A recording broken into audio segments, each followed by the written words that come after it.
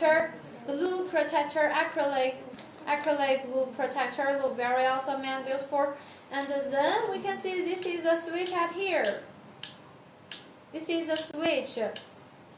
And if you want, when the machine CNC rotor is working and you meet some serious accident, you want this machine to stop working immediately, and then you can push this little switch.